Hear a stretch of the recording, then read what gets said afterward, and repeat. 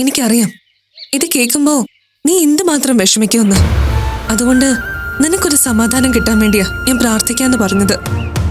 Anti ഈ സമയത്ത് ഇവിടെ വരുമെന്ന് സത്യമായിട്ട് എനിക്ക് അറിയില്ലായിരുന്നു. Please Jobin, please believe me.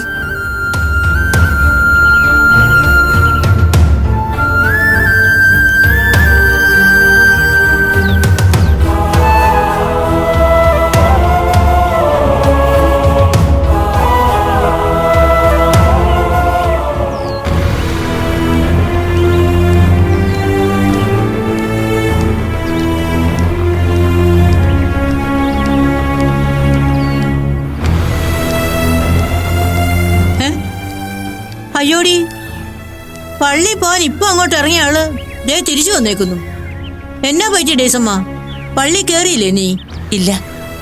അതെന്നാ പറ്റി? എന്തോ ഒരു വല്ലായ്ക പോലെ തോന്നി അമ്മച്ചി, ഞാനിങ്ങ് പോന്നു. അതാ ഇപ്പൊ നന്നായത്. വല്ലായ്മയും ഇല്ലായ്മയൊക്കെ മാറാനല്ലയോ നമ്മൾ പള്ളി പോകുന്നത്.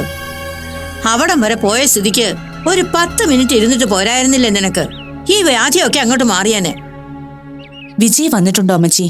ആ, വിജയമാണോ പരാജയമാണോ എന്ന് എനിക്ക് അറിഞ്ഞൂടാ. നീ ഇവിടെ നിറങ്ങിയ പറയാനെ അങ്ങേരിങ്ങി വന്നു. ആള് നിന്നെ കണ്ടിട്ടേ പോകുന്നും പറഞ്ഞ് അകത്ത് കയറി ഒറ്റ ഇരിപ്പാ. കട്ടൻ കാപ്പി എടുക്കട്ടെ എന്ന് ചോദിച്ചപ്പോ വേണ്ട, ഡെയ്സി വന്നിട്ട് കുടിച്ചോളാന്ന് പറഞ്ഞു. പിന്നെ ഞാൻ അവിടുന്ന് എന്നാ പറയാനാ? അതുകൊണ്ട് ഞാനിവിടെ നിന്നു.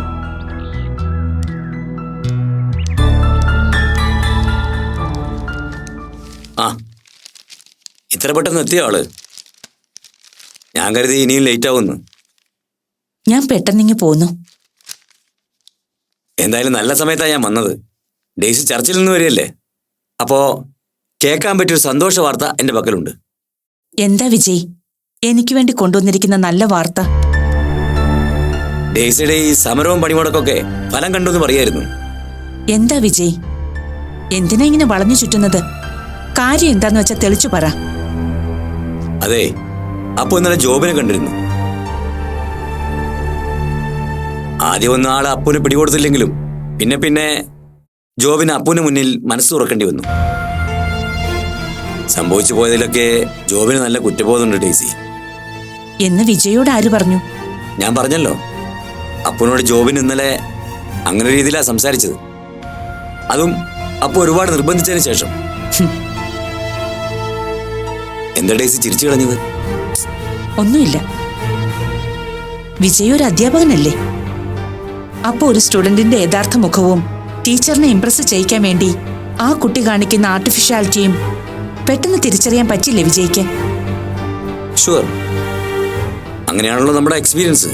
പക്ഷെ എന്റെ മോനെ മനസ്സിലാക്കുന്നതിൽ വിജയ്ക്കും അപ്പൂനും തെറ്റുപറ്റിയെന്ന് തോന്നുന്നു. അതെന്താ ഡെയ്സി അങ്ങനെ പറഞ്ഞത്? സംഭവിച്ചു പോയതിൽ കുറ്റബോധം ഉണ്ടെന്ന് പറഞ്ഞപ്പോ അപ്പോ അത് വിശ്വസിച്ചില്ലേ? ഒരു റിപ്പോർട്ടഡ് സ്പീച്ച് ആണെങ്കിലും അപ്പു വന്ന് വിജയോട് പറഞ്ഞപ്പോ വിജയോ അത് വിശ്വസിച്ചു. അതാ ഞാൻ പറഞ്ഞത്, ചില സൂത്രശാലികളായ സ്റ്റുഡൻസിനെ എത്ര എക്സ്പീരിയൻസ്ഡ് ആയ ടീച്ചേഴ്സിനും തിരിച്ചറിയാൻ പറ്റില്ല. അവര് വളരെ സമർത്ഥമായി നമ്മളെ കബളിപ്പിച്ചുകൊണ്ടേയിരിക്കും. ഡെയ്സി എന്താ ഇങ്ങനെയൊക്കെ സംസാരിക്കുന്നത്? ജോബിന് അപ്പനോട് നുണ പറഞ്ഞതാണോ? എനിക്കങ്ങനെ തോന്നുന്നില്ല. പക്ഷെ എനിക്കങ്ങനെ തോന്നുന്നുണ്ട് വിജയ്. കാരണം അവനൊരു പഠിച്ച കള്ളനാ. സ്വന്തം മകനെക്കുറിച്ച് ഇങ്ങനെ പറയേണ്ടി വരുന്നത് ഒരമ്മയുടെ ഗതികേടാണ്. എങ്കിലും എനിക്കത് പറയാതെ പറ്റില്ലല്ലോ. നീ എന്നാ മെനകെട്ട വർത്തമാനമാ ഡേസമ്മ ഈ പറയുന്നേ? നമ്മുടെ ജോക്കുട്ടിനെ കുറിച്ച് തന്നെയാണോ നീ പറയുന്നേ? അമ്മച്ചി, ഞാൻ വിളിക്കാം. ഇപ്പൊ ഞങ്ങളൊന്ന് സംസാരിക്കട്ടെ. അമ്മച്ചി അകത്തേക്ക് പോ. അമ്മച്ചി, അകത്തോട്ട് ചെല്ലാനാ പറഞ്ഞത്. എന്താ ഡെയ്സി, ജോബിനെ കുറിച്ച് ഞാൻ പറഞ്ഞൊന്നും ഇപ്പോഴും വിശ്വാസമായില്ലേ? ഇല്ല വിജയ്, ഞാൻ നേരത്തെ പറഞ്ഞല്ലോ, സാധാരണഗതിയിൽ ഒരു മകൻ നന്നാവാൻ ആഗ്രഹിക്കുന്നു എന്ന് കേൾക്കുമ്പോ ഏതൊരമ്മയും സന്തോഷിക്കേണ്ടതാ. പക്ഷെ എനിക്കത് തോന്നുന്നില്ല. കാരണം വിജയ് ഇപ്പൊ പറഞ്ഞില്ലേ, സംഭവിച്ചു പോയതിൽ കുറ്റബോധമുള്ള ഡോക്ടർ ജോബിനെ കുറിച്ച്. ഞാൻ പള്ളിയിൽ കയറാതെ മടങ്ങി വരാൻ കാരണം ഞാൻ അവനെ കണ്ടു. അവന്റെ ഒപ്പം ഇപ്പോഴും ആ കുട്ടിയുണ്ട്, ഡോക്ടർ അലീന. ഡെയ്സി എന്തൊക്കെയായി പറയുന്നത്? അങ്ങനെ വരാൻ വഴിയില്ലല്ലോ. വിജയ് പറഞ്ഞത് വെച്ച് നോക്കുമ്പോ അങ്ങനെ വരാതിരിക്കേണ്ടതാണ്. പക്ഷെ വിജയ് ഇപ്പൊ എന്നോട് പറഞ്ഞത് അപ്പുവിൽ നിന്നറിഞ്ഞ കാര്യങ്ങളാ. പക്ഷെ ഞാൻ ഇപ്പൊ വിജയോട് പറഞ്ഞത് എന്റെ കൺമുന്നിൽ കണ്ട കാര്യങ്ങളാ. മറ്റൊരാൾ പറഞ്ഞറിഞ്ഞതിനെയാണോ ഞാൻ വിശ്വസിക്കേണ്ടത്, അതോ എന്റെ കൺമുന്നിൽ നടന്ന കാര്യങ്ങളെയാണോ? സത്യ വിജയ്, അവന്റെ മാനസാന്തരത്തിനു വേണ്ടി പ്രാർത്ഥിക്കാന് ഈയിടെയായി എന്റെ പ്രാർത്ഥനാ സമയം മുഴുവൻ ഞാൻ മാറ്റിവെക്കുന്നത്. ഇന്നും പോയത് അതിനുവേണ്ടി തന്നെയാ. പക്ഷേ എന്റെ മകന് ഒരു മാനസാന്തരവും വന്നിട്ടില്ലെന്നും ഒരു കുറ്റബോധവും തോന്നിയിട്ടില്ലെന്നും ദൈവം തമ്പുരാൻ എന്റെ കൺമുന്നിൽ കാണിച്ചു തന്നു. അവനും അവളും ചർച്ചിൽ നിന്ന് പ്രേയർ കഴിഞ്ഞിറങ്ങുന്നത് കണ്ടുകൊണ്ട് ഞാൻ അവിടേക്ക് ചെന്നത്. അങ്ങനൊരു കാഴ്ച കണ്ടതുകൊണ്ട് തന്നെ പിന്നീട് എനിക്ക് തിരുരൂപത്തിന്റെ മുന്നിൽ ഇരിക്കാൻ തോന്നിയില്ല. അതാ ഞാൻ മടങ്ങിയത്. ഇനി പറ, അപ്പുവിനോട് അവൻ പറഞ്ഞത് വിശ്വസിക്കാൻ തോന്നുന്നുണ്ടോ വിജയ്ക്ക്? അപ്പുവും വിജയും വേണമെങ്കിൽ വിശ്വസിച്ചോ, പക്ഷെ ഞാൻ വിശ്വസിക്കില്ല. ചേടാ, പിന്നെന്തിനാ ജോബിൻ അപ്പനോട് അങ്ങനെ പറഞ്ഞത്? അങ്ങനെ പറഞ്ഞത് എന്റെ മകൻ ജോബിനല്ല വിജയ്. അവന്റെ മനസ്സിപ്പൊ നിയന്ത്രിക്കുന്ന ചെകുത്താനാ. ആ ചെകുത്താൻ ആ മനസ്സ് വിട്ടൊഴിയുന്നിടം വരെ ഞാൻ അവന്റെ മമ്മിയല്ല, അവനെന്റെ മോനും. അതുകൊണ്ട് വിജയ് പറയുന്നത് വിശ്വസിക്കാൻ തൽക്കാലം എനിക്ക് നിർവാഹമില്ല. ഒരുപക്ഷെ ഇന്ന് ഞാൻ ചർച്ചിൽ പോയില്ലായിരുന്നെങ്കിൽ വിജയ് പറഞ്ഞ ഈ സന്തോഷ വാർത്ത കേട്ട് എന്റെ മനസ്സ് നിറഞ്ഞേനെ. പക്ഷെ അതിന് സമയമായിട്ടില്ലെന്ന് ജീസസ് എന്റെ കൺമുന്നിൽ തെളിയിച്ചതാ. അപ്പുനോട് പറ, ഇനിയും ഇതുപോലെ മാനസാന്തര കഥകളുമായി അവൻ വീണ്ടും എത്തുമെന്ന്. അതൊന്നും അപ്പാടെ വിശ്വസിക്കരുതെന്ന് വിജയ് അപ്പുവിനെ പറഞ്ഞ് മനസ്സിലാക്കണം. ഞാൻ ഇറങ്ങുന്നു ഡേസി. ഒരു കാര്യം ചെയ്യുന്നതിൽ വിരോധമില്ലല്ലോ. അപ്പു പറഞ്ഞതും ഡേസി ഇപ്പൊ പറഞ്ഞതും ജോബിനെ പറ്റി തന്നെയാണോ എന്ന് ഞാനൊന്ന് അന്വേഷിച്ചോട്ടെ. അതിൽ വിരോധമൊന്നുമില്ലല്ലോ. എനിക്ക് എന്റെ കണ്ണുകളെ വിശ്വസിക്കാവുന്നിടത്തോളം കാലം എന്താണെന്ന് എനിക്ക് മനസ്സിലായി കഴിഞ്ഞു വിജയ്. അതുകൊണ്ട് എനിക്കിനി ഒരു അന്വേഷണത്തിന്റെ കാര്യമൊന്നുമില്ല. വിജയ്ക്ക് വേണമെങ്കിൽ ആവാം. പക്ഷെ ആരൊക്കെ അന്വേഷിച്ചാലും എന്റെ കൺമുന്നിൽ സത്യം എന്താണെന്ന് ബോധ്യപ്പെടുന്നത് വരെ എന്റെ മകൻ എന്റെയോ ഈ വീടിന്റെയോ നിഴൽ വെട്ടത്ത് ഉണ്ടാവില്ല, ഉണ്ടാവരുത്. ശരി ഡേസി, ഞാൻ ഇറങ്ങാം.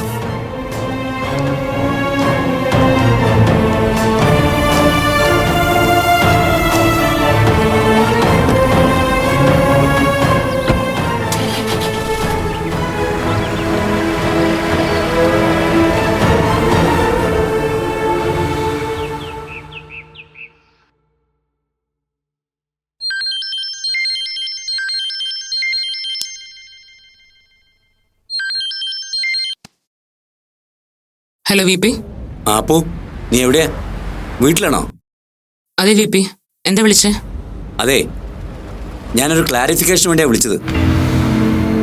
ജോബിൻ നിന്നോട് സംസാരിച്ച് വളരെ ജെനുവിൻ ആയിട്ടാണ് എന്നല്ലേ നീ ഞങ്ങളോട് പറഞ്ഞത്? അതെ, എന്താ വി പി? ഏയ്, ഞാനത് ഡേസിയോട് സൂചിപ്പിച്ചു. പക്ഷേ ഡേസിക്ക് ചില കൺഫ്യൂഷൻസ് ഉണ്ട്. കൺഫ്യൂഷനോ? അതെന്താ അങ്ങനെ? അത് ഞാൻ വന്നിട്ട് ഡീറ്റെയിൽ ആയിട്ട് പറയാം. എനിക്കിപ്പോൾ അറിയേണ്ടത്, ജോബിൻ വളരെ സിൻസിയറായിട്ട് തന്നെയല്ലേ നിന്നോടെല്ലാം പറഞ്ഞത്?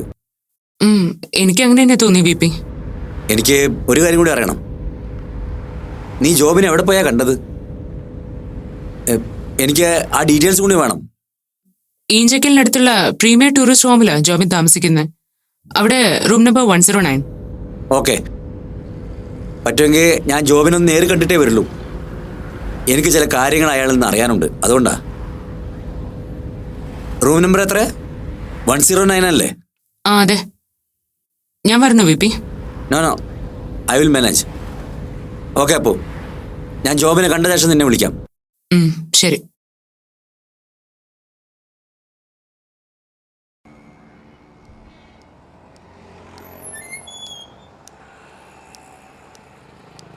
Good morning sir. Good morning. റൂമിനാണെങ്കിൽ AC റൂം ഫുൾ ഓക്യുപ്പൈഡ് ആണല്ലോ സർ.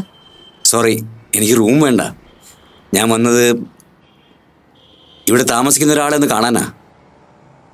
ആളുടെ പേര് ഡോക്ടർ ജോബിൻ എന്നാ. കഴിഞ്ഞ ഒരാഴ്ചയായി അയാൾ ഇവിടെ സ്റ്റേ ചെയ്യുന്നാ പറഞ്ഞത്. ആള് കുറച്ചു മുമ്പ് ചെക്കൗട്ട് ആയല്ലോ. ചെക്കൗട്ട് ചെയ്തോ? അങ്ങനെ വരാൻ വഴിയില്ലല്ലോ. അതെ, ഡോക്ടർ ജോബിൻ അലക്സ് അല്ലേ? ആള് ചെക്കൗട്ട് ചെയ്തു. വിരോധമില്ലെങ്കിൽ അദ്ദേഹത്തിന്റെ കോണ്ടാക്ട് നമ്പർ ഒന്ന് കിട്ടിയാൽ കൊള്ളായിരുന്നു. എന്റെ കയ്യിലുള്ള നമ്പറിൽ വിളിച്ചിട്ട് കിട്ടുന്നില്ല. ഓക്കെ സർ, ഇവിടെ തന്നിരിക്കുന്ന നമ്പർ ഞാനൊന്ന് നോക്കട്ടെ.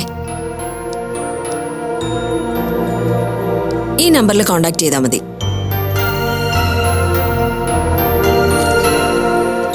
Okay, thank you. Okay sir.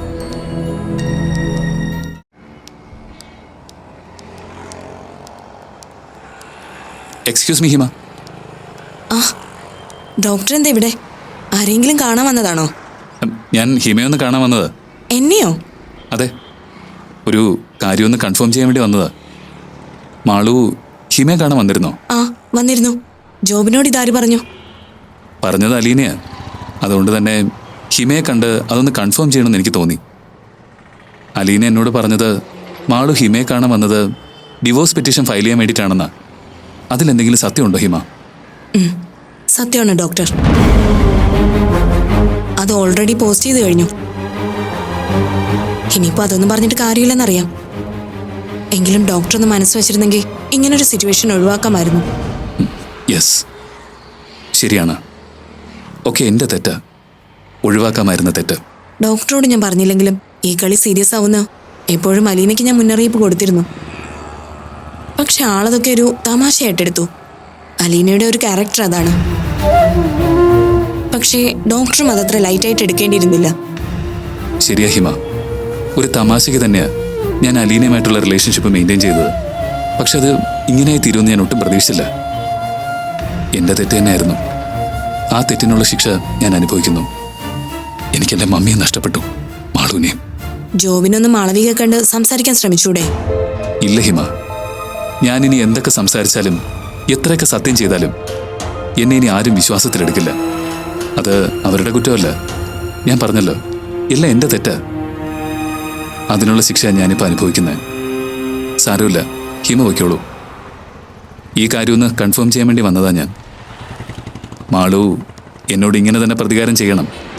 അലീനയുടെ കൂട്ടുകാരിയെ കൊണ്ട് തന്നെ പെറ്റീഷൻ ഫയൽ ചെയ്യിപ്പിച്ചു. ഗുഡ്. ഹിമ തന്നെ വേണം മാളുവിന് വേണ്ടി കേസ് അറ്റൻഡ് ചെയ്യാൻ. പോട്ടെങ്കിൽ കാണാം. ഡോക്ടർ, വിരോധം ഇല്ലെങ്കിൽ നമ്പർ ഒന്ന് തരുമോ? എനിക്ക് വേണമെങ്കിൽ അലീനയുടെ കയ്യിൽ നിന്ന് വാങ്ങാം. പക്ഷേ അത് വേണ്ട.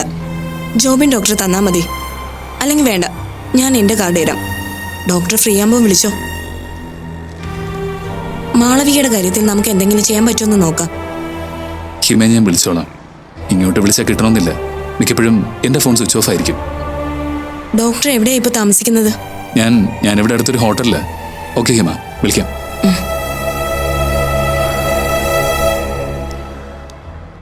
നോ അപ്പോ, ഡേസിക്ക് ഒരിക്കലും അങ്ങനെ ഇല്ലാത്ത കഥ ഉണ്ടാക്കി പറയേണ്ട കാര്യമില്ലല്ലോ എന്നോട്. അത് സ്വന്തം മകനെ കുറിച്ച്.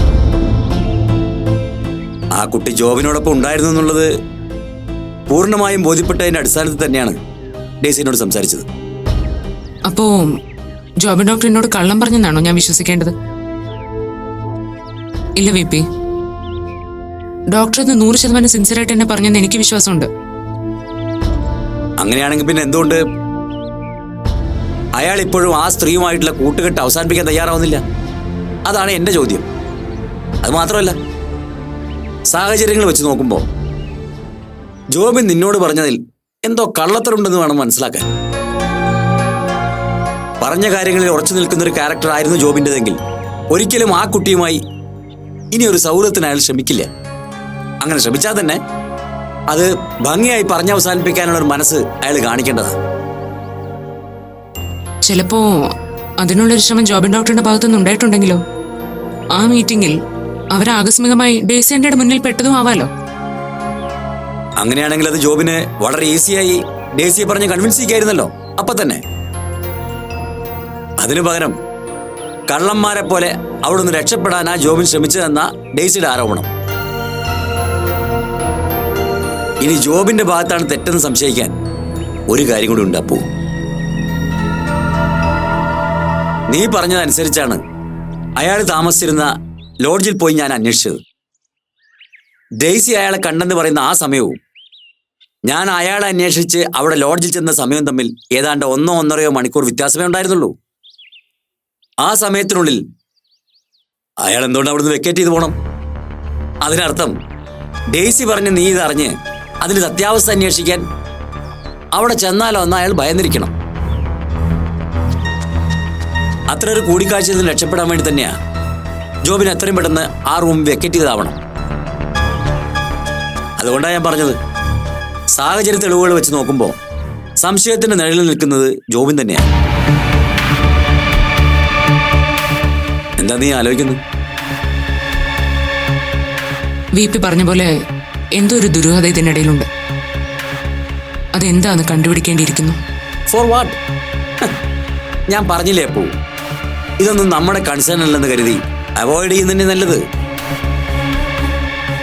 ഇല്ല VP, എനിക്കിത് അങ്ങനെ അങ്ങ് അവോയ്ഡ് ചെയ്ത് കളയാൻ പറ്റില്ല. പ്രത്യേകിച്ചും മാളൂന്റെ കാര്യം ആയതുകൊണ്ട് തന്നെ. അവോയ്ഡ് ചെയ്യണമെന്ന് ഞാൻ പറഞ്ഞത് തീരെ അങ്ങ് ഒഴിവാക്കണം എന്നുള്ള സെൻസിലല്ല. ഇപ്പൊ സത്യം എന്താണെന്ന് പ്രൂവ് ചെയ്യേണ്ടത് ജോബിനാണ്. അത് അയാളുടെ ആവശ്യകത മാത്രമാണ്. തന്റെ ഭാഗത്ത് സത്യവും ന്യായം ഉണ്ടെങ്കിൽ ഒരു ഭീരുവിനെ പോലെ ഒളിച്ചോടാൻ ശ്രമിക്കാതെ എന്താണ് യഥാർത്ഥത്തിൽ സംഭവിച്ചതെന്ന് മിനിമം സ്വന്തം അമ്മയെ അറിയിക്കാനുള്ള ഉത്തരവാദിത്തമെങ്കിലും അയാൾക്കുണ്ടാവണം. ചിലപ്പോ ഡോക്ടർ എന്നെ വിളിക്കാതിരിക്കില്ല എന്നെനിക്കും തോന്നുന്നു. എന്തായാലും ഡെയ്സി പറഞ്ഞു വെച്ച് നോക്കുമ്പോ അയാൾ ഇപ്പോഴും റൈറ്റ് ട്രാക്കിലായിട്ടില്ലെന്നേ ഞാൻ പറയും. ആ നോക്കാം.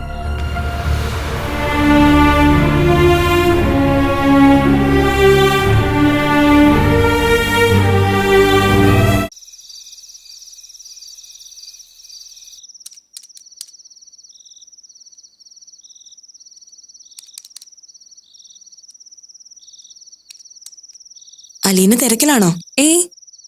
വെറുതെ സമയം കളയാൻ ഒരുന്ന് റെഫർ ചെയ്യുന്നേ ഉള്ളൂ. വക്കീലിരിക്കെ.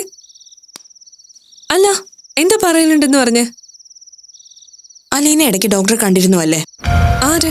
ജോബിനെയോ? ആ, ഇടയ്ക്ക് എവിടെയോ വെച്ച് കണ്ടിരുന്നു. എന്തു പറ്റി? അങ്ങനെ ആക്സിഡന്റിൽ കണ്ടതല്ല. ഡോക്ടർ അയാളെ കാണാൻ വേണ്ടി തന്നെ പോയതാന്ന് എനിക്ക് മനസ്സിലായി. അത് പിന്നെ അങ്ങനെ വേണമല്ലോ വക്കീലേ.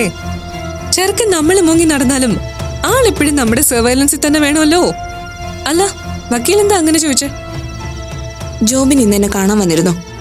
മാളു ഡിവോഴ്സ് പെറ്റീഷൻ അയച്ചു എന്ന് അലീന പറഞ്ഞത് സത്യമാണോ എന്ന് കൺഫേം ചെയ്യാൻ. കണ്ടോ? അപ്പൊ എന്റെ ഊഹം തെറ്റിയില്ല. ഞാൻ പറഞ്ഞ സത്യം തന്നെയാണെന്ന് കൺഫേം ചെയ്യാൻ അവൻ വക്കീലിനെ തേടി വരുമെന്ന് എനിക്ക് ഉറപ്പായിരുന്നു. അത് അങ്ങനെ തന്നെ സംഭവിച്ചു. അല്ല, ഞാനത് പറഞ്ഞതുകൊണ്ട് വക്കീലിന് മാളുവിന് ഗുണമായി. വക്കീലേ, സംഗതി സത്യമാണെന്ന് അറിഞ്ഞപ്പോ എന്തായിരുന്നു നമ്മുടെ ചെക്കിന്റെ റെസ്പോൺസ്? സന്തോഷായിരുന്നോ അതോ ഒടുക്കത്തെ സെന്റിമെന്റ്സ് ആയിരുന്നോ? അത് കേൾക്കുമ്പോൾ സന്തോഷിക്കുന്നവരുണ്ടാകാം. പക്ഷെ ഡോക്ടർ ജോബിനിൽ ഞാൻ കണ്ടത് വല്ലാത്തൊരു നഷ്ടബോധത്തിന്റെ ഫീലായിരുന്നു. ഓ പിന്നെ എന്ത് നഷ്ടബോധം? ചുമ്മാ നമ്പറല്ലേ.